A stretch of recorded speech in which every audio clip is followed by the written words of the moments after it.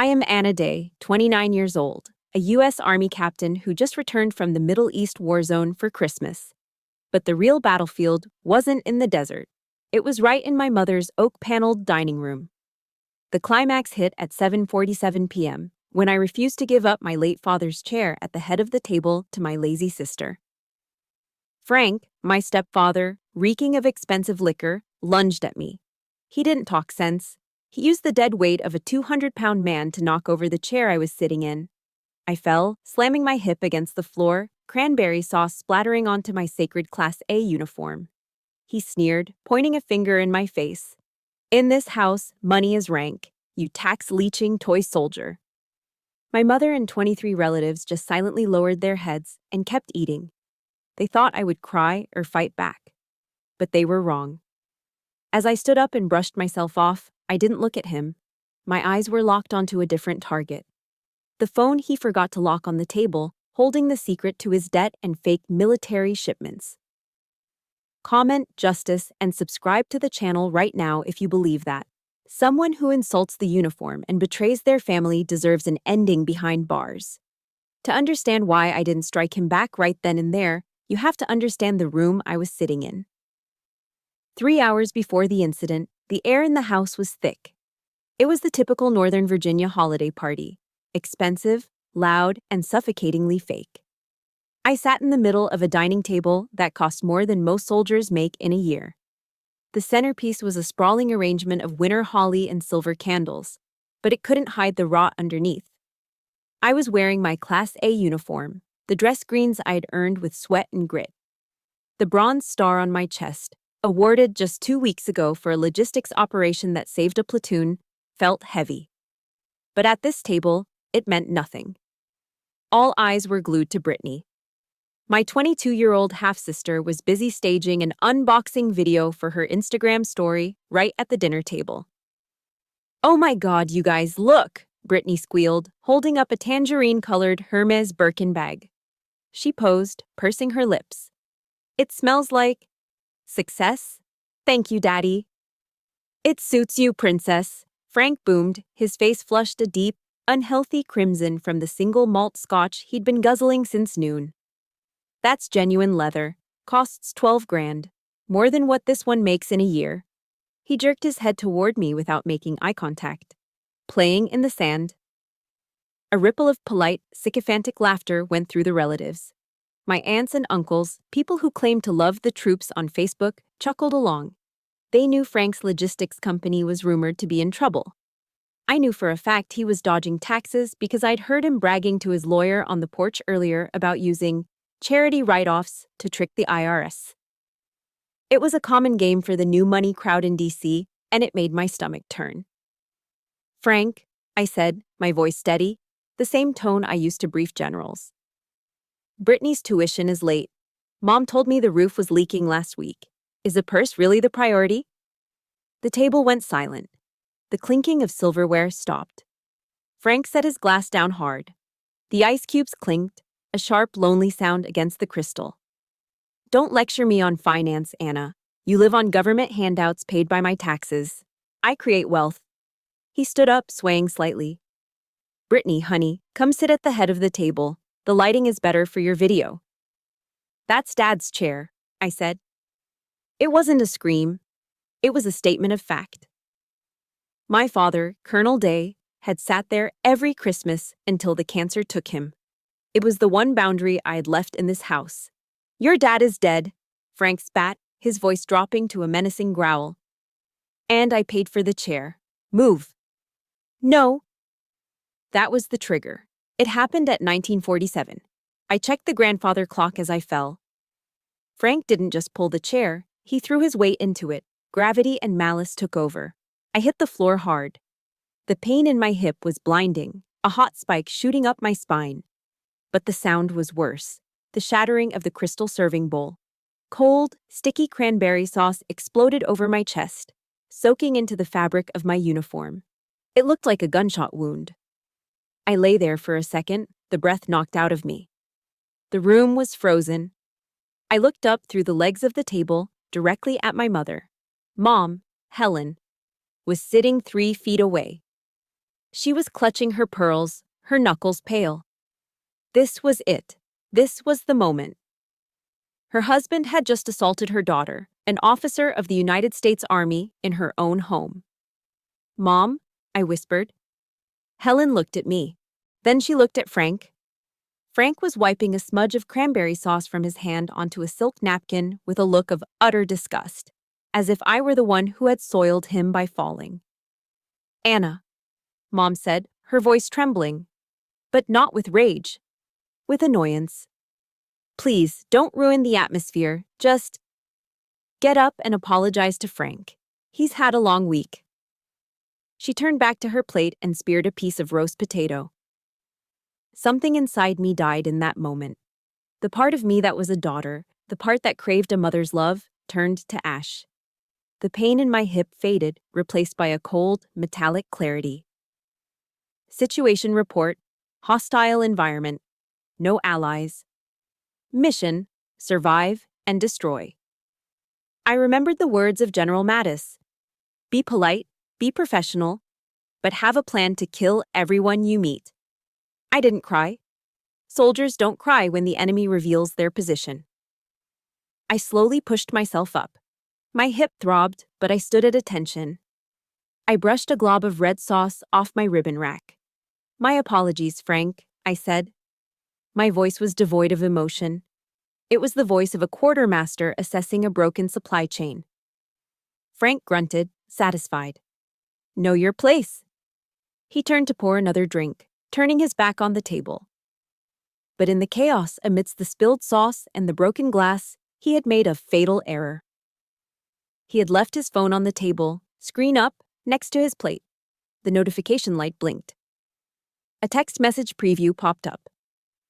I looked down. My eyes locked onto the screen. Sender: Logistics Hub 4. Message: Ghost shipment cleared the Norfolk port. No inspection.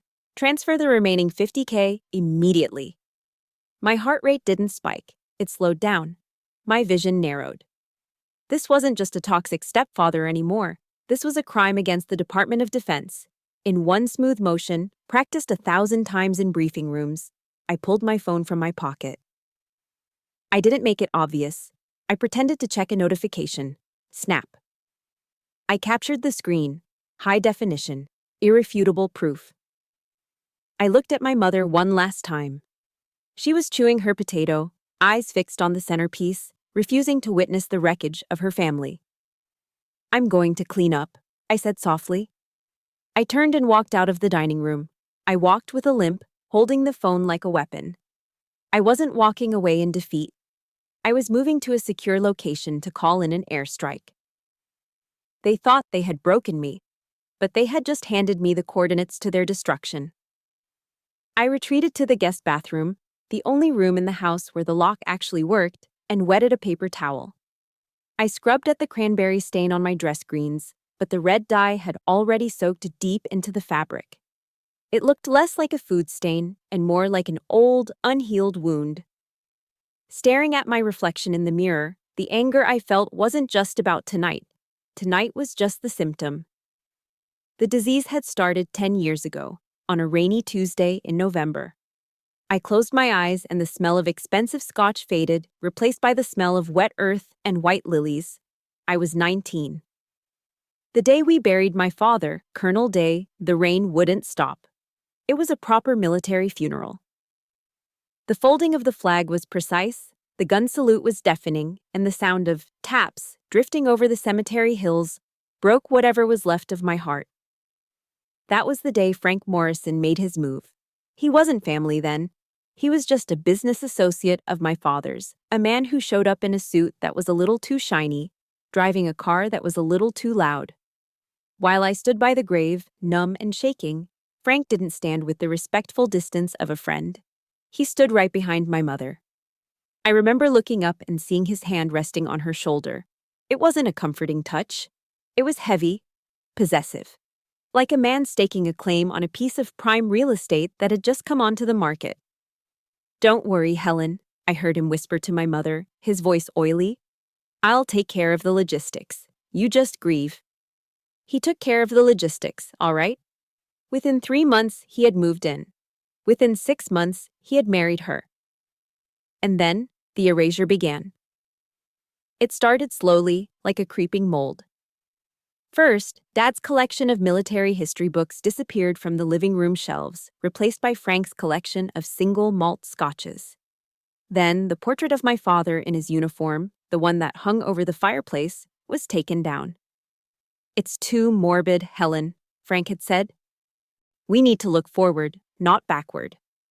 He replaced the hero who built this house with a $3,000 piece of abstract art that looked like spilled paint.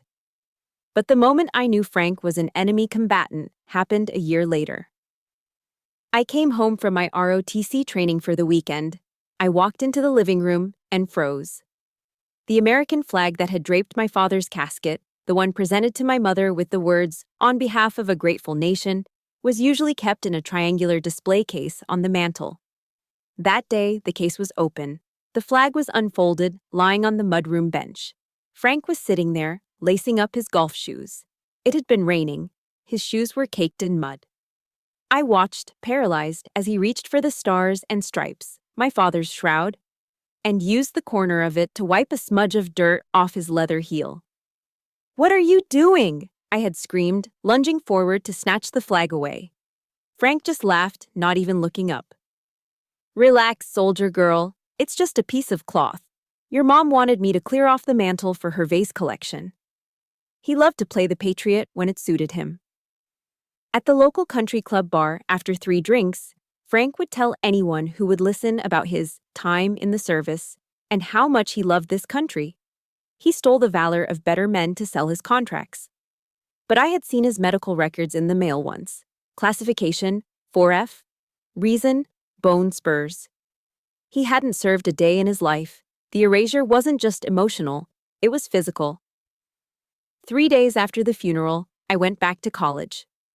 When I returned for Thanksgiving, my key didn't turn in the lock. I stood on the porch for 10 minutes, ringing the bell like a stranger. When Mom finally opened the door, she looked embarrassed. "Oh, Anna." Frank thought it was safer to change the locks. You know, with just us women in the house. "I live here, Mom," I said. "Well," she fidgeted with her pearls, a nervous tic she had developed since marrying him.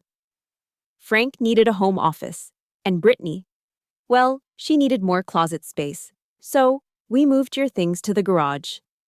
My bedroom. The room where I grew up, where I dreamed of serving my country. Gone. Converted into a walk-in shoe closet for my 12-year-old half-sister. That night, I slept on the sofa. I realized then I wasn't a daughter anymore. I was a guest, and an unwanted one at that. But the financial abuse was the sharpest blade. I remember my junior year of college. I was working 2 jobs, waitressing at a diner and stocking shelves at a library, just to pay for my tuition. I came home one weekend to ask for help. "I need $500 for textbooks, Frank," I asked, swallowing my pride. "The Army stipend hasn't come through yet." Frank sat in Dad's chair, swirling his drink. "You need to learn responsibility, Anna. Money doesn't grow on trees. If you can't afford the books, maybe you're not smart enough for the class." I left the room, humiliated, tears stinging my eyes. But as I walked past the kitchen counter, I saw a checkbook lying open. Frank had just signed a check. Pay to the order of Elite Model Search Camp. Amount, $5,000. Gores. Memo. For Brittany's dreams. $5,000 for a scam modeling camp for a 12-year-old who spent her days taking selfies. $500 denied for the education of a future officer. The Bible says in Proverbs 22:28, "Remove not the ancient landmark, which thy fathers have set." Frank hadn't just moved the landmarks. He had bulldozed them. He had paved over my father's legacy with lies and debt. And that brought me back to the biggest question of all. The question that had been gnawing at me for a decade. Before he died, Dad had pulled me aside in the hospital. His voice was weak, rattled by the chemo, but his mind was sharp. "Anna," he had wheezed, "I've set up a trust, for you, and a separate account to keep the house running. You won't have to worry." But after the funeral, when I asked about it, Frank had shut me down with a look of pity that felt like a slap. Your father was a good man, Anna, but he was terrible with money. Frank had lied, shaking his head. He died drowning in debt. I had to sell everything just to keep the bank from taking the house. You should be thanking me for saving your mother from the street. I was 19 then. I was grieving. I didn't know how to read a ledger or audit a spreadsheet. I believed him. Or maybe I was just too broken to fight. But I'm not 19 anymore. I'm a quartermaster. My job is logistics. My job is to track every bullet, every MRE, every dollar that flows through the supply chain. I know when numbers don't add up. And looking at the way Frank spent money, the cars, the bags, the booze, while claiming poverty to the IRS, something was wrong. Dad was a colonel. He was disciplined. He didn't die broke. If you've ever felt like someone stole what was rightfully yours, or if you hate seeing good people get pushed aside by greedy fakes, hit that like button right now. And tell me in the comments, do you believe in karma? Type yes if you think Frank is about to get what's coming to him. I dried my hands with the paper towel. The cranberry stain was still there, but I didn't care about the uniform anymore. I wasn't going back to the dining room to finish my meal. I remembered something. Dad's old laptop, the heavy military-grade brick he used for his personal files. Frank thought it was garbage. He had tossed it in a box in the attic years ago. But my grandmother, Dad's mom, had saved it. She had hidden it in the back of the linen closet under a stack of old quilts, just in case. I unlocked the bathroom door. The hallway was empty. Laughter drifted from the dining room. Brittany was probably showing off the bag's lining now. I turned left toward the stairs. I wasn't going to sleep. I was going to the linen closet. It was time to audit the books. The house was finally quiet. The dinner guests had dispersed, leaving behind a battlefield of wine stains and half-eaten pumpkin pie. Frank was passed out in his recliner downstairs, the television blaring Fox News, while Brittany was likely in her room, editing her unboxing video to filter out the sound of my hip hitting the floor. I sat cross-legged on the floor of the guest room, the door locked and wedged shut with a heavy chair just in case. In front of me sat the trash. It was a Panasonic Toughbook, the kind issued to field officers 15 years ago. It was thick, heavy, and encased in magnesium alloy, a tank of a computer. Frank had tossed it into a donation pile years ago, claiming the hard drive was fried. But Grandma, bless her hoarding soul, hadn't trusted him. She'd slipped it to me earlier that evening, wrapped in an old Afghan, whispering that she'd kept it hidden in her linen closet between the quilts and the mothballs. I plugged it in. The battery was dead, but when I connected the power cord, the little green LED flickered to life. I held my breath. The cooling fan groaned like a dying jet engine, spinning up years of dust. The screen glowed a harsh, low-resolution blue. Then came the prompt. Enter password. I sat there, my fingers hovering over the keyboard. Frank would have tried birthdays. He would have tried social security numbers. He would have tried 1, 12, 3, 4, 5. That was why he thought it was broken. He couldn't get in. But I knew my father. I typed in the name of the stray dog we had rescued when I was 6. The dog Frank had hated because it shed on the carpets. B-U-C-K-Y-E. Access granted. The desktop loaded, cluttered with shortcuts to logistics software and old family photos. For a second, the investigative mode dropped. I stared at the wallpaper. It was a picture of me and Dad at a baseball game, eating hot dogs, laughing. I looked so young. He looked so alive. Tears pricked my eyes. A sob caught in my throat, hot and sharp. I wanted to close the lid, curl up, and just be the grieving daughter again. I wanted to mourn the man who had protected me. But then I remembered the cranberry sauce on my uniform. I remembered Frank's laugh. And you shall know the truth, and the truth shall make you free. John 8:32. It was Dad's favorite verse. I wiped my eyes with the back of my hand. Okay, Dad, I whispered. Let's see what you left me. I wasn't just a daughter anymore. I was a quartermaster, and I was about to conduct an audit, I pulled out my phone and opened the photo I had snapped of Frank's text message earlier. Ghost shipment cleared. Transfer the remaining $50K. I needed to find the pattern. Frank was lazy. Criminals are creatures of habit. If he was moving money now, he had started years ago. I opened the accounting software. It was an old version of QuickBooks, but I saw something else installed. A secondary encrypted database masquerading as a system file. In the military, we call this a double-entry bookkeeping scheme. One set of books for the IRS, showing low profits and high expenses. Another set for the real money. I cracked the secondary file. It wasn't hard. Frank had used the same password for everything after he took over Dad's PC. The spreadsheet that opened made my blood run cold. It was a map of theft. Systematic, ruthless looting. I scrolled through the years. Frank hadn't just mismanaged Dad's company. He had gutted it. He had created a web of shell companies in the Cayman Islands. And the name of the primary holding company? The Brittany Foundation. I felt sick. The charity Frank bragged about to his country club friends, the one he used to avoid taxes, was just a funnel for stolen cash.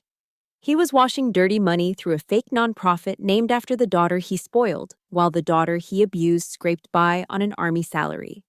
But the numbers were impersonal. I needed something more to prove his character to the world. I opened his archived emails. Frank had been too arrogant to delete his sent folder before ditching the laptop. I searched for Helen, my mother. I found an exchange from 5 years ago. I remembered that winter. Mom's rheumatoid arthritis had flared up bad. She could barely walk. She needed Enbrel, an injectable biologic that cost thousands a month. Subject: medical bills, Humira. Copay. From Helen Day. To Frank Morrison. Frank, the insurance denied the new dosage. It's $4,000 out of pocket this month. I'm in so much pain. Can we transfer some from the business account? Please. My heart hammered against my ribs. I clicked on Frank's reply. From Frank Morrison. To Helen Day. Stop whining, Helen. We're liquidating assets to pay off your dead husband's debts. Remember? We're broke. Call Anna. She's an officer now. She's got that government money. Let her pay for it. It's her duty. I checked the date on the email, December 12th. Then I cross-referenced it with the secret ledger I'd just found. On December 12th of that same year, Frank had wired $45,000 to a broker in Miami. The memo line read, Deposit 3050 Sea Ray Sundancer. He bought a yacht. He bought a damn yacht the same week he told my mother to beg me for medicine money because they were broke. I had to put a hand over my mouth to stop myself from screaming. The rage wasn't hot anymore. It was absolute zero. It was a cold, hard resolve to burn his world to the ground. But I needed the kill shot. Tax fraud and emotional abuse were bad, but Frank played in the world of defense contracting. That meant federal jurisdiction. I went back to the ledger. I started looking at the inventory tab. I matched the code from the text message on my phone, ghost shipment, to the historical product codes in the laptop. Frank was a creature of habit.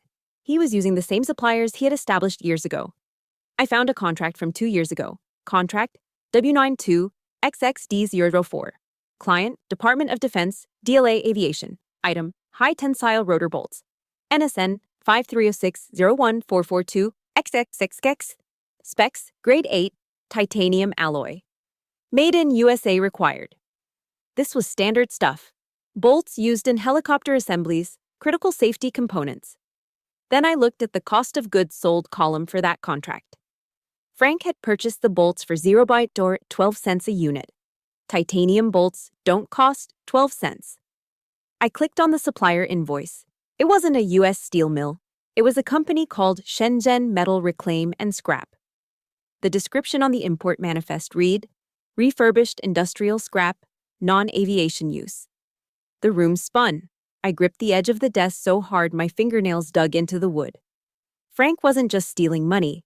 He was buying scrap metal from a Chinese junkyard, repainting it, stamping a fake Made in USA logo on it, and selling it to the US military as aircraft-grade titanium. He was selling trash to keep American pilots in the air. And suddenly, the silence of the room was shattered by a memory. A memory of a phone call I received 2 years ago. A memory of a Black Hawk helicopter spinning out of control over the desert. A memory of my best friend, Mike. I looked at the screen, the blue light reflecting in my eyes like a targeting laser. "You didn't just steal my inheritance, Frank," I whispered to the empty room. "You have blood on your hands." I reached into my pocket and pulled out a flash drive. My hand was steady now. I plugged it in and hit copy all. The progress bar moved slowly. 10%, 20%. I wasn't just auditing him anymore. I was preparing a court-martial. The download finished. I pulled the drive out and clenched it in my fist. It was small, cold, and heavy. It felt like a grenade. And I was about to pull the pin. The glow of the laptop screen seemed to turn the air in the room toxic. I wasn't looking at a spreadsheet anymore. I was looking at a crime scene. I clicked open a PDF file labeled Quality Assurance Report, Batch 409. It looked official. It had the Department of Defense Eagle seal at the top. It had the stamp of a certified metallurgist. It claimed that the rotor bolts Frank shipped to the Army Aviation Depot in Kandahar 2 years ago were grade 8 titanium, heat-treated in Pennsylvania, tested for stress fractures, and certified battle-ready. But I had the other window open, the real window. The invoice from Shenzhen Metal Reclaim showed the truth. Frank hadn't bought titanium. He had bought high-carbon steel scrap, stuff melted down from old washing machines and rebar, recast it, dipped it in a chrome finish to make it look shiny, and lasered a fake serial number onto the head. He paid 12 cents a bolt. He charged the American taxpayer $50 a bolt. It was a scam that made the Fat Leonard Navy bribery scandal look like petty theft. Leonard bribed admirals with hookers and cigars to overcharge for fuel. Frank was selling grenades disguised as safety parts. My hand hovered over the trackpad. I felt bile rising in my throat. Because I knew that part number. NSN 5306 01442 XSEC high tensile rotor assembly bolt. I froze. The room temperature seemed to drop 20 degrees. The silence of the house was replaced by a sound from 2 years ago, a sound I heard in my nightmares. The whump, whump, whump of a Black Hawk helicopter rotor blade struggling to bite into the thin desert air. My vision blurred. I wasn't in Northern Virginia anymore. I was back at Bagram Airfield. It was 1400 hours, hot, dry, the kind of heat that tastes like dust. My best friend, Mike, Chief Warrant Officer Mike Ramirez, was running a routine supply hop to a forward operating base. I was on the tarmac, signing off on a manifest for MREs. "Catch you on the flip side, Anna," Mike had yelled over the engine noise, flashing a thumbs up from the cockpit. He was smiling. He was talking about his fiancée back in Texas. They were going to get married in the spring. The bird lifted off. It got about 300 feet in the air. And then, the sound changed. It wasn't the rhythmic beat of the blades anymore. It was a high-pitched metallic scream, like a banshee, like metal shearing against metal. I looked up, shielding my eyes against the sun. I saw the main rotor wobble. It wasn't supposed to do that. The nut holding the assembly together, the bolt that Frank had supplied, snapped. The physics of flight ended. The violence of gravity took over. The helicopter didn't glide. It dropped like a stone. It spun, wild, uncontrollable circles. I heard the pilot screaming over the radio, but I didn't need a headset to hear the impact. Crunch. The sound of 3 tons of machinery hitting the hard-packed earth is something you feel in your teeth. Dust exploded. Then came the fire. I ran. I ran toward the wreckage before the sirens even started. I pulled Mike out of the cockpit. But I didn't pull all of him out. The instrument panel had crushed his legs. The jagged metal of the fuselage had severed his right leg below the knee. There was so much blood. It soaked my uniform, turning the desert camouflage into a dark, sticky red. Just like the cranberry sauce on my dress greens tonight. "Anna!" Mike had gasped, his face gray with shock. "My leg. I can't feel my leg." The investigation report had been inconclusive. Catastrophic mechanical failure, they called it. Metal fatigue. I sat back in the guest room chair, trembling. Tears were streaming down my face, hot and fast. It wasn't metal fatigue. It wasn't bad luck. It was Frank. Frank wanted a vacation home in the Hamptons. Frank wanted to join the platinum tier at the country club. And to get it, he bought 12-cent bolts from a scrapyard and put them in Mike's helicopter. Mike lost his leg because Frank wanted a bigger boat. Ding. The sound of my own phone startled me. It was a cheerful, bright notification sound. I looked down. An Instagram notification. Brittany XO just posted to her story. My thumb moved automatically. I tapped the screen. The video was loud. Pop music blared. Brittany was filming herself in the mirror of her bedroom down the hall. She was wearing a new designer jacket, holding up shopping bags. "Ugh, you guys," she said to the camera, doing a sad, pouty face. "Dad is totally stressing about work again, so he gave me his Amex to cheer me up. Retail therapy is real. Just dropped $20K at Tyson's Corner. The vibe is immaculate." She zoomed in on the receipt. Total, $20,350. When ZURCs. I did the math in my head. $20,000. That was the exact profit margin on one crate of those counterfeit bolts. Frank had taken the blood money from the accident that crippled my best friend and given it to his daughter to buy jackets she would wear once. I threw the phone onto the bed. I couldn't touch it. It felt contaminated. I reached into my duffel bag, the one I hadn't even unpacked yet. My fingers brushed against the cold metal of a small box. I pulled it out. Inside was Mike's Purple Heart. He had given it to me to hold onto while he went into his 5th surgery for prosthetics fitting. "Keep it safe, Anna," he'd said. "You were the one who pulled me out." I clutched the metal in my hand. The edges dug into my palm. I squeezed it until I felt my skin break, until the physical pain grounded me. General Douglas MacArthur's farewell speech echoed in my mind. Duty, honor, country. Those 3 hallowed words reverently dictate what you ought to be, what you can be, what you will be. Frank Morrison had betrayed all 3. He had betrayed his duty as a citizen. He had sold his honor for cash. He had sold out his country to the lowest bidder. The tears on my face stopped. The grief that had been choking me for 2 years evaporated. In its place was something else, something cold, something dangerous. This wasn't a family dispute anymore. I wasn't a stepdaughter angry about a lost inheritance. I wasn't a sister jealous of a handbag. I was an officer of the United States Army. And I had just identified a domestic terrorist living in my mother's house. I looked at the laptop screen one last time. I looked at the fake, Made in USA stamp on the digital invoice. "You want a war, Frank?" I whispered to the empty room. My voice sounded different. It was guttural. "You just deployed to the wrong combat zone." I stood up. I didn't limp this time. I walked over to the window and looked out at the dark driveway where Frank's Mercedes was parked. I wasn't going to just report him. That was too easy. Reporting him meant lawyers, plea deals, maybe a few years in a minimum security prison where he could work on his golf swing. No, I wanted him destroyed. I wanted him to feel the same panic Mike felt as the ground rushed up to meet him.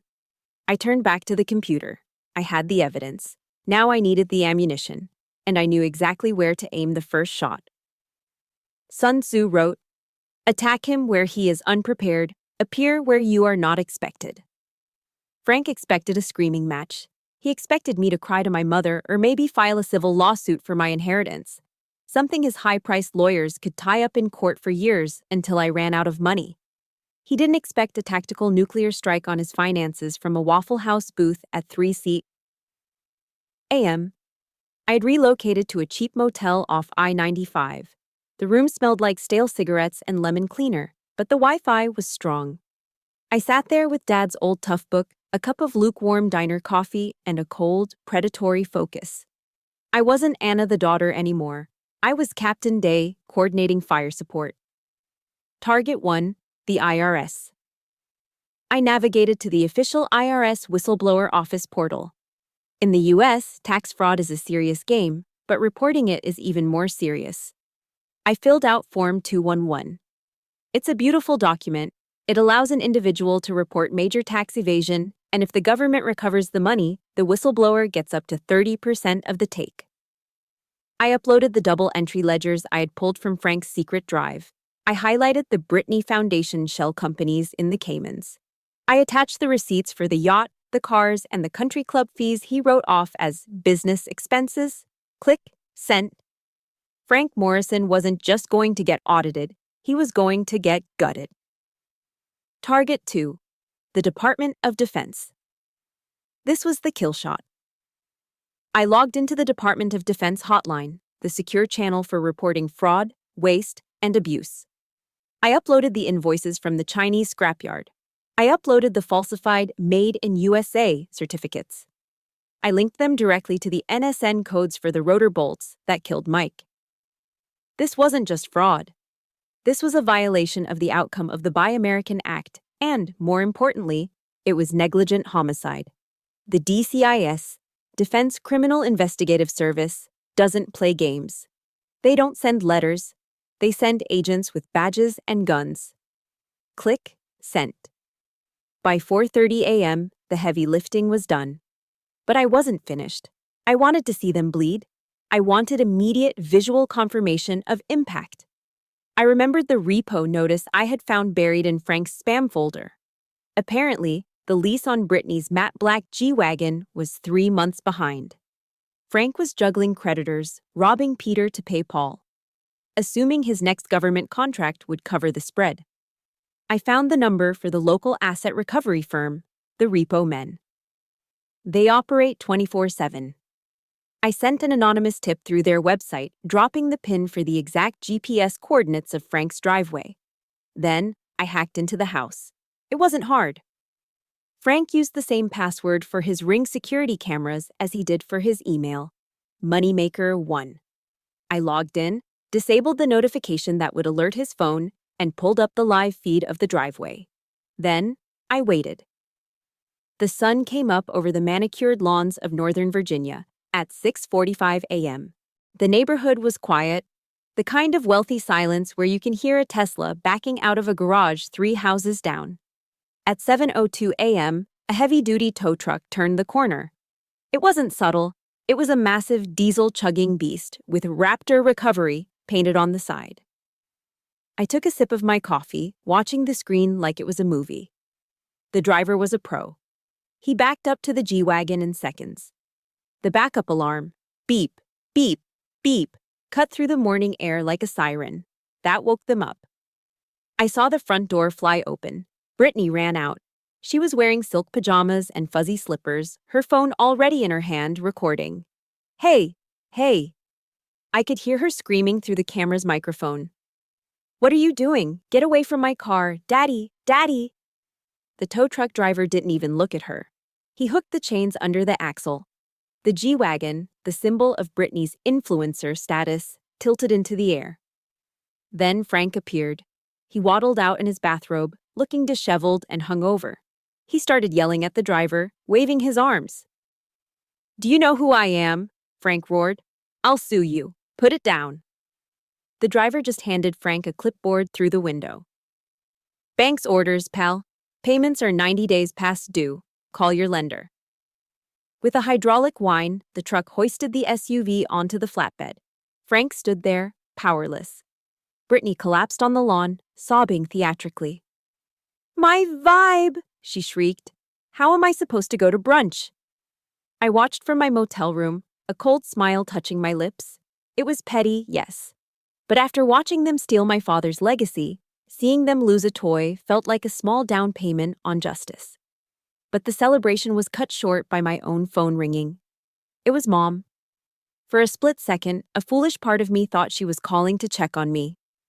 Maybe she had realized she was wrong. Maybe she was calling to apologize for last night. I answered. "Hello?" "Anna." Her voice was shrill, panicked. But not for me. "What did you do?" "I don't know what you're talking about, Mom." "Don't lie to me," she snapped. "We're at the country club for breakfast. Frank just tried to pay for our omelets, and his card was declined. The platinum card, Anna. The waiter. The waiter looked at us like we were criminals. It was humiliating. I closed my eyes. Frank's card got declined, and that's my fault? You said you were going to ruin us, she hissed. Frank is furious. He's on the phone with the bank now, screaming. He says you must have reported the card stolen or hacked his accounts. How could you be so vindictive? He's your father. He's not my father, I said, my voice dead calm.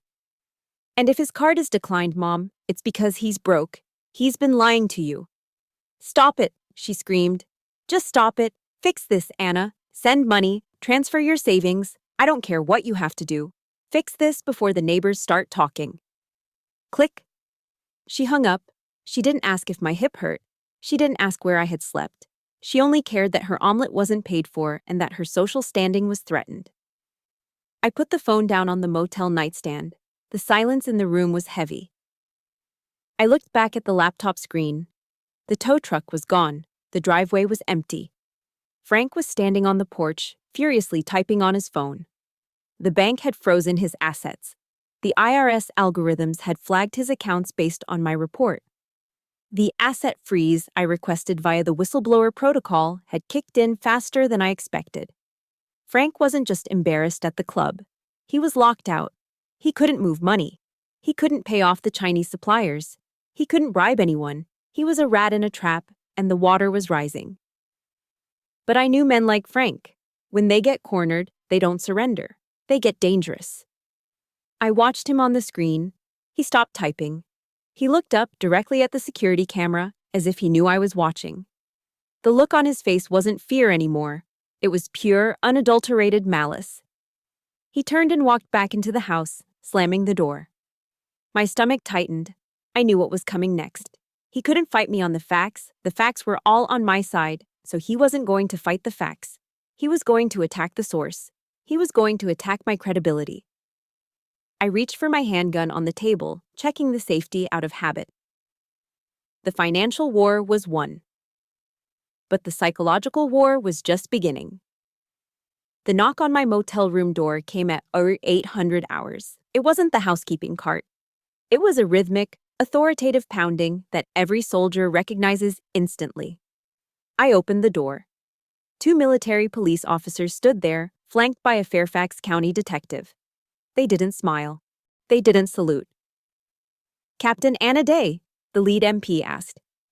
We have a summons regarding a red flag protective order filed against you. You need to come with us. They drove me to the provost marshal's office, not a jail cell, but it felt the same. The interrogation room was cold, smelling of stale coffee and disinfectant. I sat there for an hour, my hands folded on the metal table, my mind racing. I expected to answer questions about Frank's fraud. I expected to be treated as a witness. Instead, the door opened and Richard Vance walked in. Richard was Frank's lawyer, a man who wore 3-piece suits that cost more than my car and smiled like a shark sensing blood in the water. He didn't sit down. He just tossed a thick file onto the table. Rough night, Captain? Richard asked, his voice smooth and condescending. You look tired. Maybe a little unstable? Cut the crap, Richard, I said, my voice steady. I know Frank is panicked. I know his assets are frozen. You're here to cut a deal. Richard laughed. It was a dry, hollow sound. A deal? Oh, Anna, we aren't here to negotiate. We're here to help you. He leaned in, placing his palms on the table. We know about your PTSD, Anna. We know about the trauma you suffered when your friend Mike died. It's tragic, really. It makes people do crazy things. Imagine conspiracies. Threaten their families. My blood ran cold. I am perfectly sane. And I have evidence. Do you? Richard opened the file. Because according to the affidavit filed this morning under Virginia's red flag laws, you are an imminent danger to yourself and others. You hacked your father's security system, a federal crime. You stalked your sister, and you made verbal threats to destroy your family. He slid a piece of paper toward me. Read it. I looked down. It was a sworn statement. I, Helen Morrison, hereby state that my daughter, Anna Day, has been exhibiting signs of severe paranoia and violent aggression since returning from deployment. She destroyed property at dinner. She threatened her stepfather. I fear for our safety. At the bottom was a signature. Helen Morrison. I traced the ink with my thumb. It wasn't forged. It was shaky, maybe written under duress, maybe written while Frank stood over her screaming, but it was her hand. My mother had signed a document declaring me mentally unfit. She had weaponized my service, my grief, and my uniform to protect her husband's credit card. The room seemed to tilt. The air grew thin. This is the soldier's worst nightmare. We survive the war, we survive the loss, only to come home and have the very people we protected call us crazy because it's convenient for them. Here is the situation, Richard said, checking his Rolex. The Army takes these allegations very seriously. Article 133, Conduct Unbecoming. Plus the criminal charges for the hacking. You're looking at a dishonorable discharge. You'll lose your pension. You'll lose your benefits. You'll be committed for a mandatory 72-hour psychiatric hold. He paused, letting the threat hang in the air like toxic gas. Or, he continued, you withdraw your report to the IRS. You tell the DCIS it was a misunderstanding, a glitch in the old laptop caused by a virus. You check yourself into a private wellness center for exhaustion. Frank pays for it. You keep your rank. You just go away for a while. He smiled again. Frank loves you, Anna. He just wants you to get help. I looked at him. I looked at the signature of the woman who gave birth to me. I felt a cracking sensation in my chest, louder than the sound of my hip hitting the floor. I need a moment, I whispered. Take your time, Richard said, stepping back. But the MPs are outside waiting to collect your service weapon. You're on administrative leave, effective immediately. He walked out. Administrative leave, stripped of duty, stripped of purpose. An hour later, I was back in my apartment, not the motel. I'd been forced to return to my legal residence to surrender my firearm. The MPs had taken the firing pin, rendering my Sig Sauer P320 a useless paperweight. I sat on the edge of my bed. The blinds were drawn. The apartment was silent. I was alone. Completely, utterly alone. My mother had betrayed me. My sister was a stranger. My enemy held all the cards. The system I believed in, the law, the military, was being turned against me by a man with a checkbook. I looked at the gun on the nightstand. It was just metal and polymer now. Like me, hollowed out. I felt the darkness creeping in. The voice in my head, the one that sounded like Frank, whispered that I should just give up. Sign the papers. Take the deal. Go to the wellness center and let them drug me into oblivion. Maybe I was crazy. Maybe fighting a millionaire was a suicide mission. I put my head in my hands. The tears finally came, hot and stinging. Not tears of sadness, but tears of frustration. I was at the bottom of a deep, dark well, and the walls were slick with oil. But then, a different voice cut through the noise. It wasn't Richard's voice. It wasn't my mother's. It was David Goggins. I remembered listening to his audiobook during rucksacks in the desert. When you think you're done, you're only at 40% of what your body's capable of doing. That's just the limits that we put on ourselves. I lifted my head. I wiped my face. They wanted me to be the broken veteran. They wanted me to be the crazy daughter. Because if I was crazy, then Frank wasn't a criminal. I stood up and walked to the mirror. My eyes were red, but the fire behind them hadn't gone out. It was just banking down, waiting for oxygen. I am not done, I said to the empty room. I am at 40%. This is the hardest part of the story for me to tell. Being gaslit by your own family is a pain I wouldn't wish on my worst enemy. If you have ever been made to feel crazy just for speaking the truth, or if you stand with veterans who are wrongly stigmatized, please hit that like button right now. And comment "I believe you" below.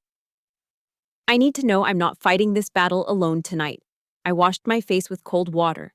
I put my uniform jacket back on, even though I was technically suspended. It was my armor. Richard said I had no way out. He said no one would believe me. But he made one mistake. He assumed I was fighting this war alone. He assumed the only family I had was the one that lived in that mansion. He forgot about the other family, the one forged in blood and gold stars. And just as that thought crossed my mind, just as I was tightening my bootlaces for the next round, knock, knock, knock. It wasn't the MPs this time. The knock was softer, gentle, but persistent. I walked to the door, my heart hammering. Was it Richard coming back for my signature? Was it the men with the white coats? I unlocked the deadbolt and pulled the door open. It wasn't the police. Standing in the hallway was an old woman leaning on a cane, flanked by 3 women I'd never met before.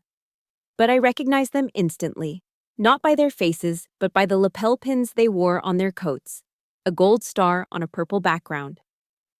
"We heard you were in trouble, Captain," my grandmother said, her eyes twinkling with a defiance that skipped a generation. So I brought in the heavy cavalry. The knocking didn't stop. It wasn't aggressive, but it was relentless. I took a deep breath, smoothing the front of my uniform jacket. I expected to see the grim faces of the military police, or worse, the white coats of a psychiatric transport team sent by Richard. I braced myself, mentally rehearsing my rights under the UCMJ. I unlocked the deadbolt and pulled the door open, ready for a fight. But I didn't find a fight. I found a casserole. Standing in the hallway, leaning heavily on a cane but looking sharper than a tack, was my grandmother, Evelyn Day. And she wasn't alone. Flanking her were 3 women I'd never met. They were older, dressed in sensible winter coats against the Virginia chill. They didn't look like soldiers. They looked like the women you'd see at a church bake sale or a library board meeting. But then I saw the lapel pins on their coats, a purple circle, a gold star in the center. My breath caught in my throat. In America, you don't mess with the Marines, and you certainly don't mess with the Gold Star mothers. These were women who had lost a son or daughter in active duty service to the United States. They carried a moral authority that no lawyer, no millionaire, and no politician could touch. "Grandma," I stammered, my hand falling from the doorknob. "You look like hell, Anna," Grandma said, stepping inside and brushing past me. "And you're too skinny. I told you those MREs would ruin your stomach." "We brought dinner," the woman to her left said. She was a petite African-American woman with silver hair and eyes that looked like they had seen everything. She was holding a heavy Pyrex dish wrapped in a towel. The smell hit me instantly. Roasted garlic, tomato sauce, and melted mozzarella. It was the smell of home. Not the cold, sterile house I'd grown up in, but the idea of home. "I'm Mrs. Higgins," she said, walking straight to my tiny kitchenette. "Put this on the table, sugar. It's lasagna." My son, Marcus, he loved lasagna. He was a quartermaster too, just like you. 101st Airborne. I stood there, stunned, as these 4 women invaded my small, sad apartment and filled it with warmth and noise. "We heard about the red flag order," the 3rd woman said, taking off her coat. She was tall, wearing a pearl brooch next to her gold star. "My name is Martha. My husband is a retired judge in Fairfax County. We know Richard Vance. He's a snake in a 3-piece suit. He tried to pull a competency hearing on a veteran in '08 to steal his pension. We stopped him then, and we'll stop him now." I looked at Grandma. How did you organize this?" Grandma sat down on my sofa, resting her cane. "Anna, you have your intelligence network. I have mine. We call it the Bingo Hall Telegraph. But make no mistake, we are effective." I sat down at the small dining table. Mrs. Higgins cut a massive square of lasagna and placed it in front of me. "Eat," she commanded gently. "You can't fight a war on an empty stomach." I took a bite. The cheese was hot and stringy. It tasted real. It tasted like care. For the first time since I stepped off the plane from the Middle East, my shoulders dropped. The knot of anxiety in my chest loosened just enough to let me breathe. "Why are you doing this?" I asked, looking around at them. "You don't even know me." Mrs. Higgins stopped fussing with the napkins. She walked over and placed a hand on my shoulder. Her grip was firm. "We know you, Anna," she said softly. "When a soldier hurts, we hurt. Your mother, she chose her side. She chose the money, She chose the comfort. Mrs. Higgins's eyes hardened. But we are mothers who didn't get a choice. We lost our children. So when we see a child of the service being attacked, being called crazy, just for having the courage to speak the truth, we take that personally. Besides, Martha added, pulling a manila folder from her oversized purse, we have a score to settle with Frank Morrison. I stopped chewing. You know Frank? Know him, Martha scoffed. 15 years ago, before he met your mother, Frank was the treasurer for the Heroes of Nova War Memorial Fund. We were raising money to build a statue in the town square. She opened the folder and slid a photocopy of an old newspaper clipping across the table. Local charity audit reveals missing funds. Treasurer resigns. He skimmed off the top, Martha said, her voice dripping with disgust. $40,000 meant for a monument to dead soldiers. He called it administrative fees. It was legal enough to keep him out of jail, but dirty enough to get him run out of the Rotary Club. He used that money to buy his first Porsche. He stole from the dead, I whispered. He's a scavenger, Anna, Grandma said. He finds vulnerable people, widows, grieving daughters, charities, and he bleeds them dry. He thought because your father died, no one was watching the gate. He was wrong. Mrs. Higgins sat across from me. We've been watching him for years, waiting for him to slip up. But we're outsiders. We never had access to the books. We never had an insider. Until now, I said, realizing the implications. I have the data. I have the proof of the fake bolts. And we have the character witnesses, Martha said. If Richard tries to paint you as insane in court, 50 Gold Star mothers will march into that courtroom and stand behind you. Let's see a judge grant a red flag order then. Tears pricked my eyes again, but these weren't tears of despair. They were tears of relief. I wasn't an orphan anymore. I had found my tribe. But we need one more thing, Grandma said, leaning forward. Richard is good. He's slippery. He'll try to get your evidence thrown out as fruit of the poisonous tree, claiming you hacked the computer illegally. We need someone who can testify to his conspiracy. Who? I asked. Martha pulled a sticky note from the file. On it was a name and a phone number written in shaky handwriting. Dorothy Miller, Martha read. She was Richard's paralegal for 10 years. She knows where every skeleton is buried. Frank had her fired 2 weeks ago because she refused to shred a box of documents related to the Brittany Foundation. She's angry, Mrs. Higgins added, pouring me a glass of iced tea. And she's broke. She's working at a bakery in Alexandria now. If you go to her, officer to civilian, and show her you're ready to fight, she might just give you the smoking gun. I looked at the note. Dorothy Miller. This was it. This was the bridge between my digital evidence and a criminal conviction. I looked up at the women. My grandmother, the matriarch.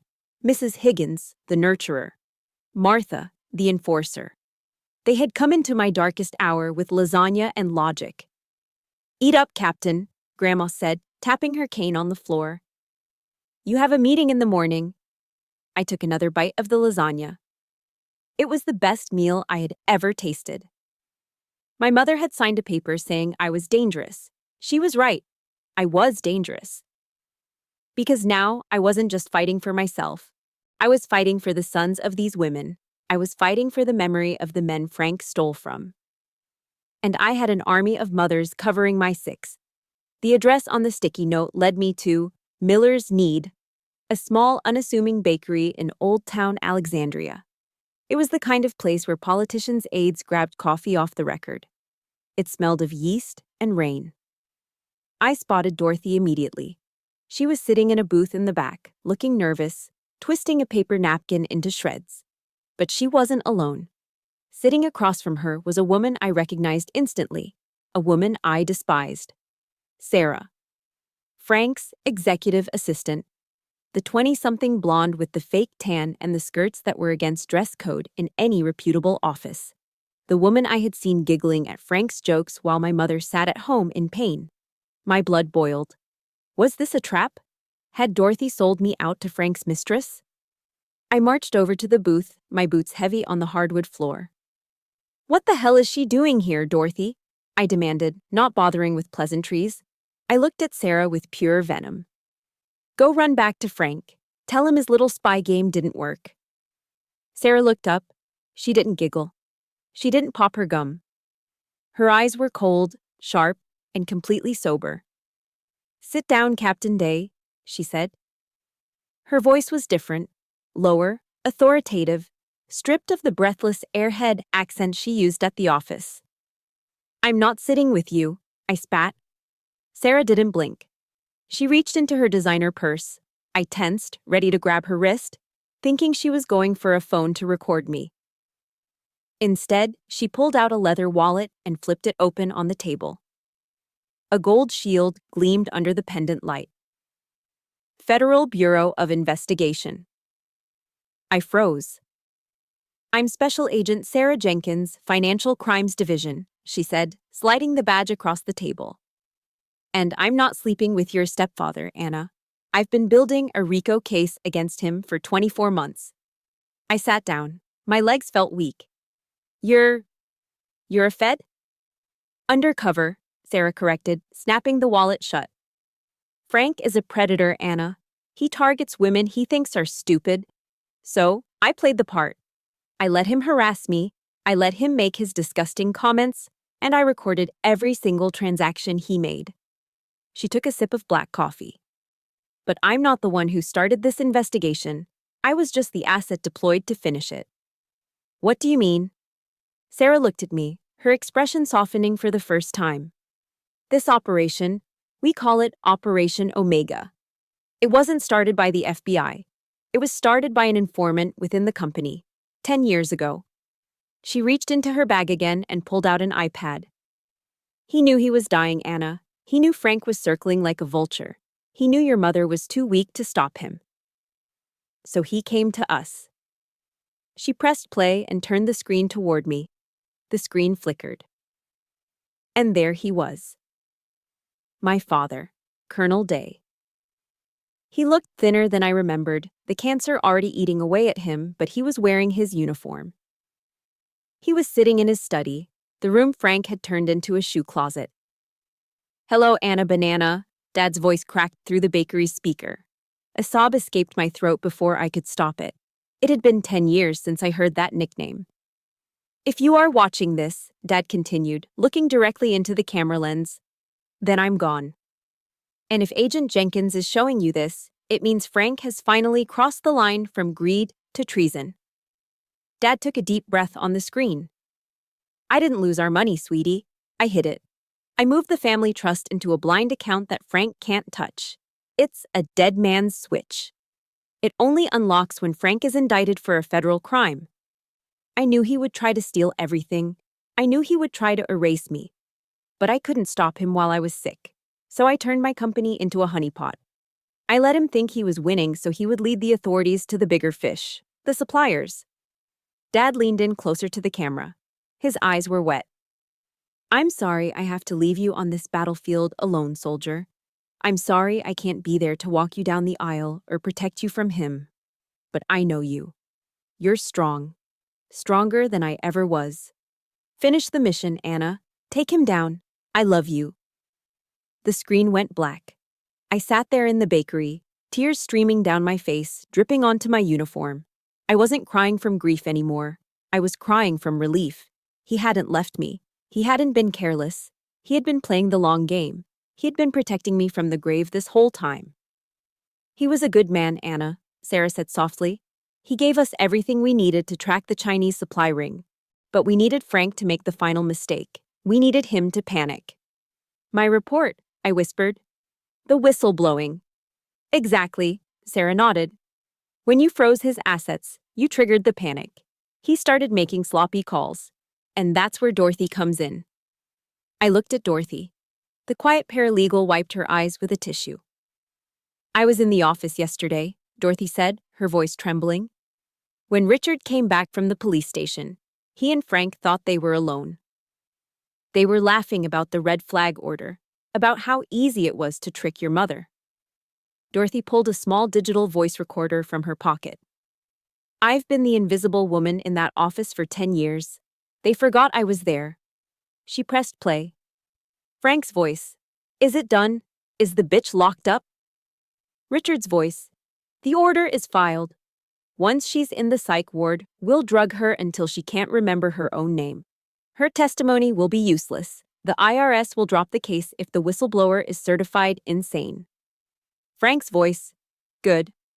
I want her broken, Richard. I want her erased, just like her father. The recording ended. The silence in the booth was heavy, charged with electricity.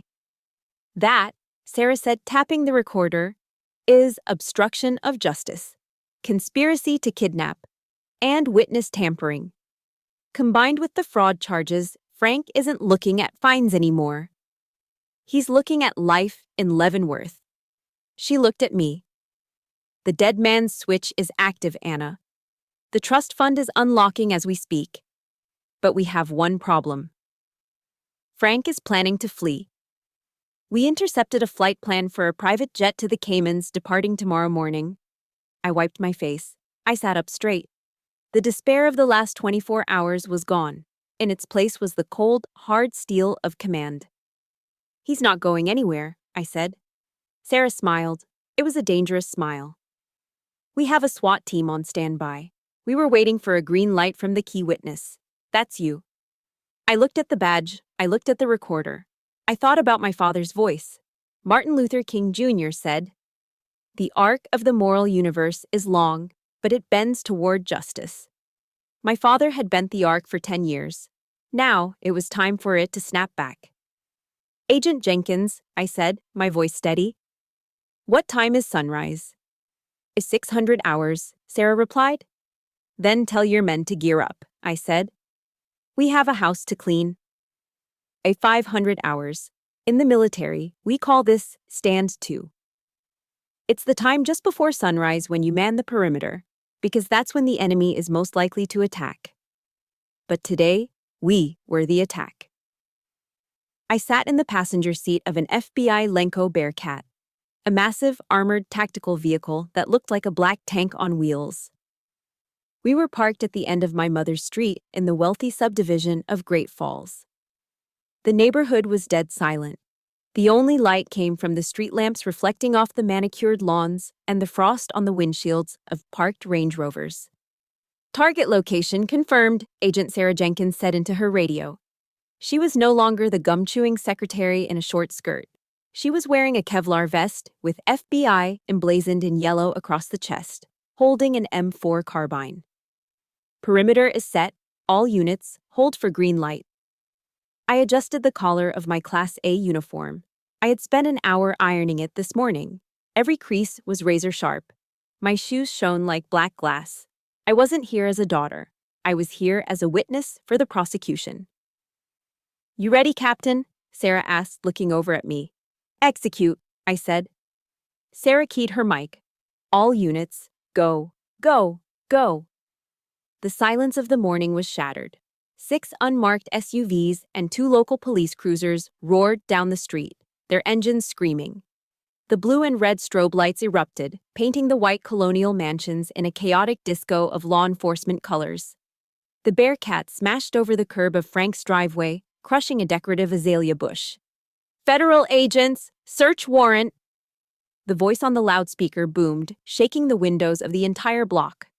Neighbors' porch lights flickered on instantly. Curtains twitched. The show had begun. A team of 6 SWAT operators in full tactical gear stacked up at the front door. The point man carried a battering ram. Boom. One hit.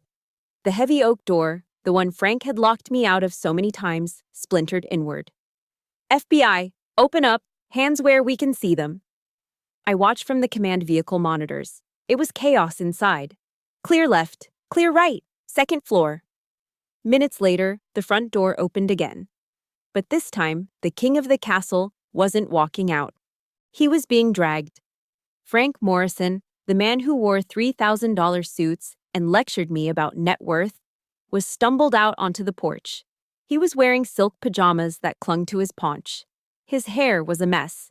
He was barefoot, hopping on the cold concrete, and his hands were zip-tied behind his back.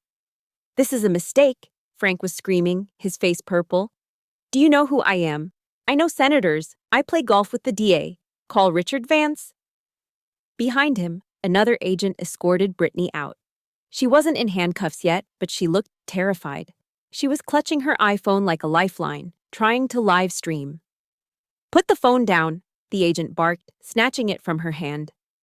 Hey, that's my property, Brittany shrieked. You can't take that. My followers are watching. It's evidence, ma'am, the agent said, bagging it. You're being detained for possession of stolen property and conspiracy to launder money.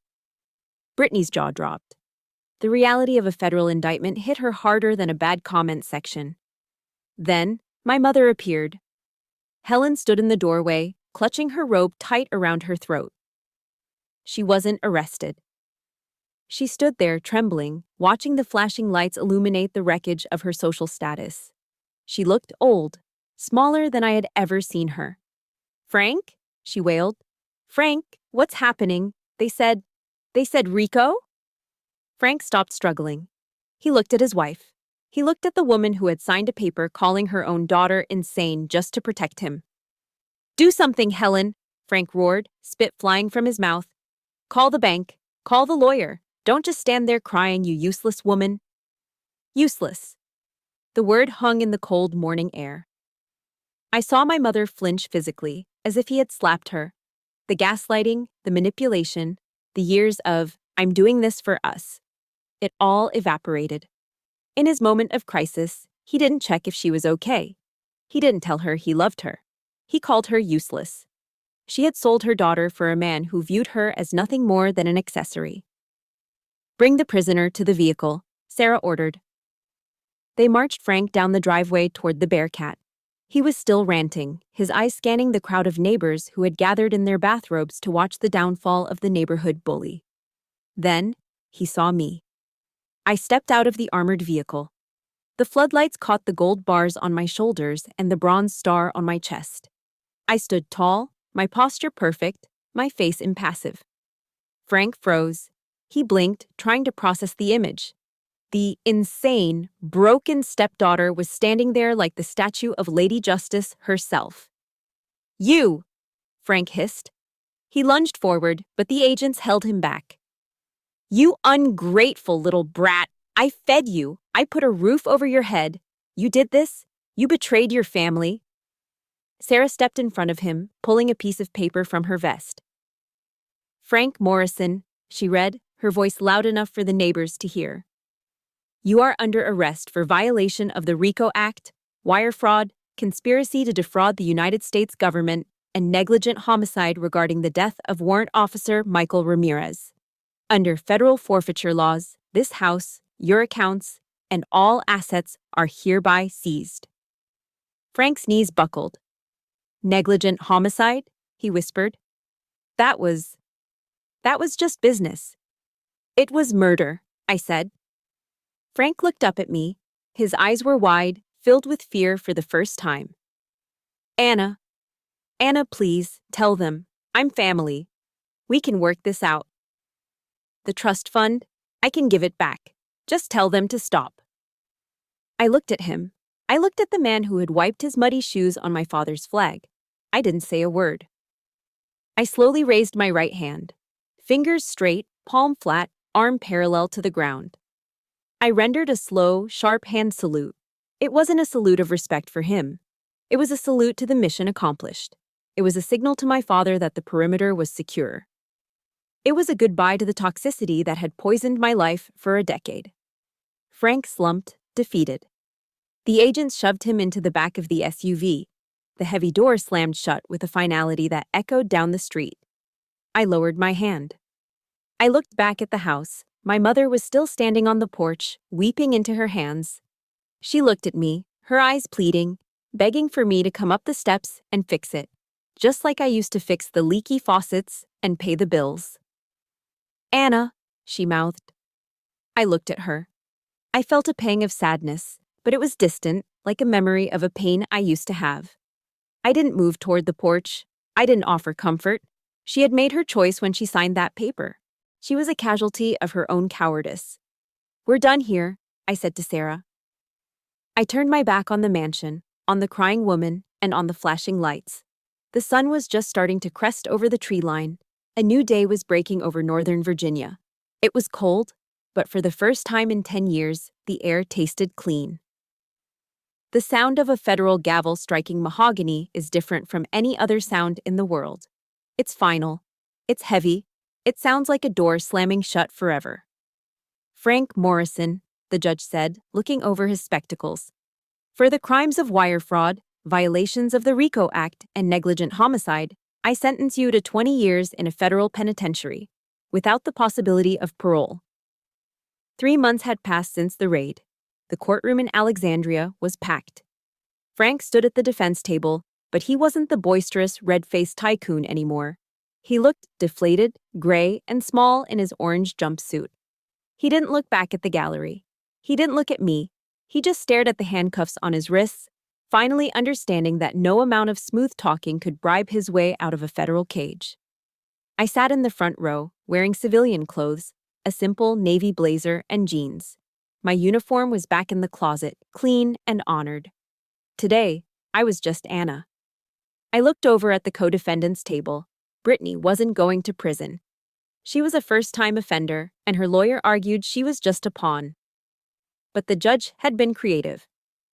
Ms. Morrison, the judge had said, you seem to care a great deal about appearances, so, for your probation, you will serve 2,000 hours of community service. I looked out the window of the courthouse later that afternoon. Down on the street, a highway cleanup crew was working. There was Brittany. She wasn't wearing Hermes. She was wearing a neon orange vest over shapeless gray sweats, holding a trash picker, spearing cigarette butts and fast food wrappers off the sidewalk. No phone, no filters, just the reality she had tried so hard to ignore. As I walked down the courthouse steps, breathing in the crisp spring air, I heard a voice I'd been dreading. Anna! I stopped. I didn't turn around immediately. I took a breath, centering myself. Then, I turned. My mother, Helen, was standing near the bottom of the steps. She looked frail. The pearls were gone, seized as assets. She was wearing a coat I recognized from 5 years ago, before Frank.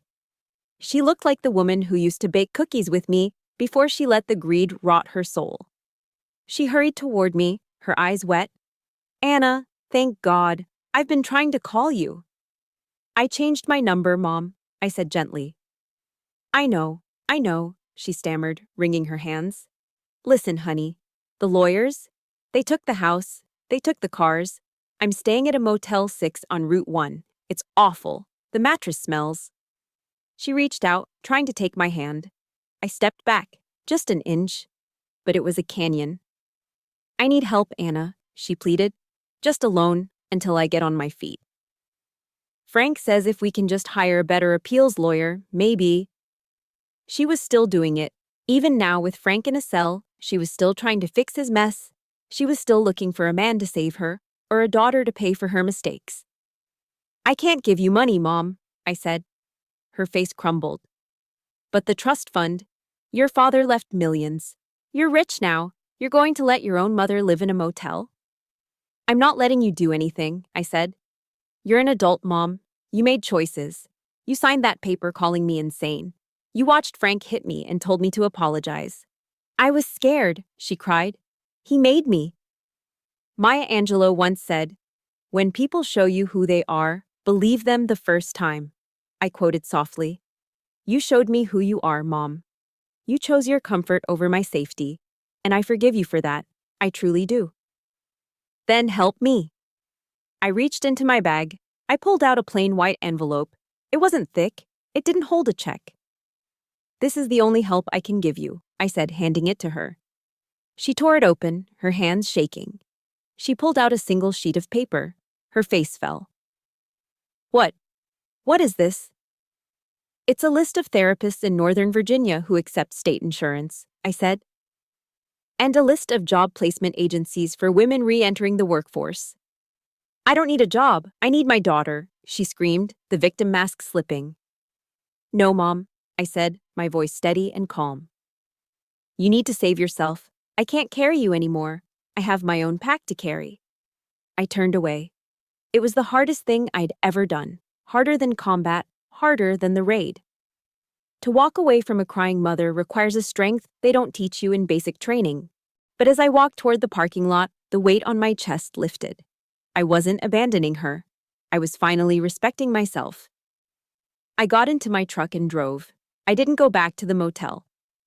I drove to a warehouse district near Dulles Airport. I pulled up to a large brick building. The sign out front used to say Morrison Global Logistics. That sign was in a dumpster somewhere. A new sign was being bolted up by 2 workers. It was simple, black and gold steel. Day Logistics. I parked and walked inside.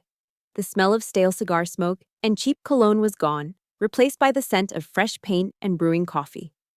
The abstract art was gone. In the lobby, hanging prominently on the main wall, was the portrait of Colonel Day. He was smiling, looking over the office he built, finally reclaimed from the thieves. "Morning, boss," a voice called out. I smiled. "Morning, Sergeant Miller." Jim Miller, a former Army Ranger who lost an arm in Kandahar, waved at me from the dispatch desk. I had hired him last week. In fact, I had fired Frank's entire staff of sycophants and replaced them with veterans, men and women who knew about duty, who knew about logistics, and who had been cast aside by a world that didn't understand them. Frank had used this company to kill soldiers. I was going to use it to employ them.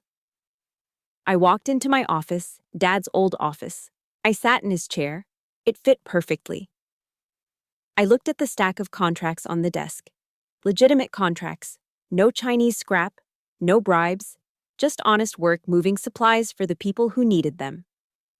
My phone buzzed on the desk. It was a group text. "Mrs. Higgins, lasagna night at my place on Friday. Don't be late, Captain, and bring that nice Sergeant Miller if he's hungry. Grandma, I'll bring the pie and the bourbon." I laughed aloud in the empty office. It was a real laugh, deep and unburdened. I wasn't an orphan. I wasn't a victim. I was a CEO. I was a daughter of a hero. And I was a member of the strongest family on earth, the one we chose for ourselves. I picked up my keys and walked out to the truck. The sun was setting, casting a long golden light over the Virginia hills. I rolled the window down, letting the wind hit my face. The war was over. The bad guys were in jail. The good guys had won. I put the truck in gear and merged onto the highway. I didn't know exactly where the road would take me next, but for the first time in my life, I was the one driving. And the view from the driver's seat was beautiful. Through this battle, I learned the most expensive lesson of my life. And it wasn't about money. It was about the true definition of loyalty. We are often raised to believe that blood is thicker than water. But I've realized that sometimes blood is just a biological accident. True family is defined by behavior, not DNA. Setting a boundary with a toxic parent, like I did with my mother, isn't an act of cruelty. It is an act of survival. You cannot set yourself on fire just to keep someone else warm. Your dignity and your peace of mind are the most valuable assets you own. Protect them like a fortress and never apologize for locking the gate against those who only want to tear you down. Now, I want to turn the floor over to you. Have you ever had to make the difficult choice to cut off a family member to save your own sanity? It is a heavy burden to carry, but often it is the only path to freedom. If my story gave you the courage to stand up for yourself, or if you simply enjoyed seeing justice served today, please hit that like button. It helps more people find this message. And don't forget to subscribe to the channel for more stories about truth and resilience. Let me know in the comments below. Did I do the right thing by walking away from my mother, or should I have given her one last chance? I'll be reading your thoughts. Stay strong.